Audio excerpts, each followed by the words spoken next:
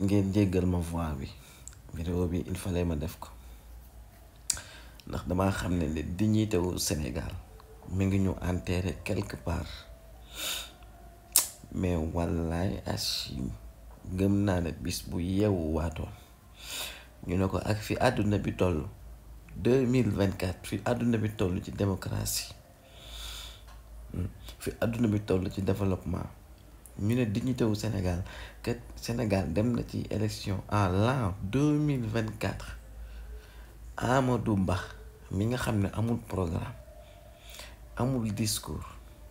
wanewul dara lu war a ne kii war naa mën a yorum réew mu nekk premier des ministres dundu gën a metti gën a cher recul démocratique ñu koy observe ñu ne Amadou Ba moomu dem na ci ay élection te Ousmane Sonko demul ca élection yooyu gëm naa ne dignité wu Sénégal dina sëgg jooy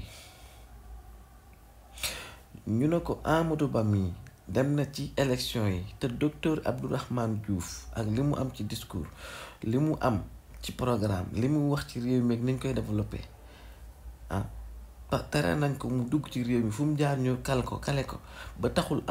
amul parrainage bu ko yóbbu ci élection yooya dignité Sénégal du ko gëm ñu ne ko Boubacar Camara éliminé nañ ko ci élection yi mënul bokk ci élection yi ndax ay tappalewu parrainage ndax mayuñu ko sax fu mu amee liberté wuti ay parrainage dem wane discours am wane programme ba nit ñi pare na ko mu mën a bokk ci élection yi dignité wu Sénégal dina yëkkat di jooy ñu ne ko Mary Teuw Niane ak ca xam-xam ba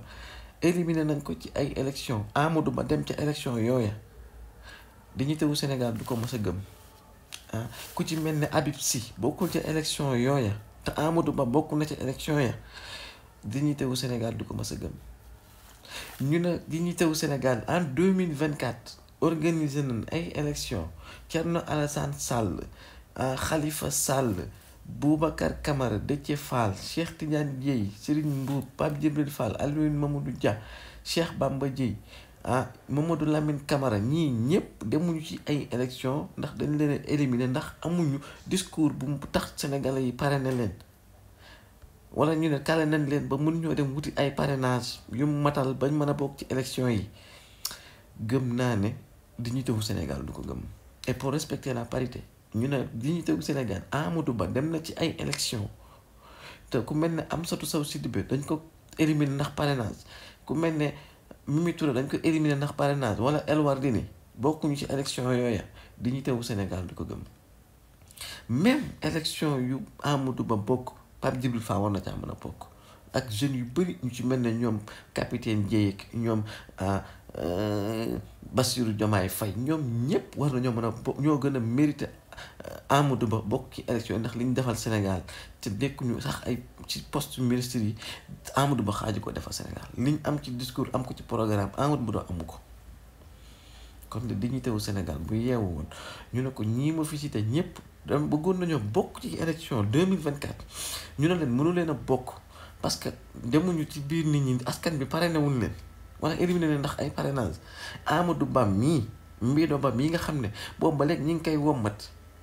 di ko tag-tagal jàpp ci loxoom mel na ko yor gone deful dikkul waxul dindiwul deful dara puusul paasul amul discours amul programme ñu ne bokk na ci élection yi te ñii bokkuñu dignité wu Sénégal dina rus dina am gàcce ci réew mi Macky Sall xoolaat li ngay def yow mi tànn Amadou Ba ñi nga àndal ñoo la njëkk a wax ne lii nga tànn baaxul xanaa ñi sa ñoo bàyyi yeeg lu baaxul sa ñoo imposé Amadou Ba te ñu am fi ay nit yu am valeur yu xam li ñuy def lu am xam-xam am bëgg réew mi nga ne dañuy bàyyi ak Amadou Ba te ñooñu duñ bokk quoi ci élection yi Macky Sall yow xoolaatal li ngay def s'il vous plaît monsieur le président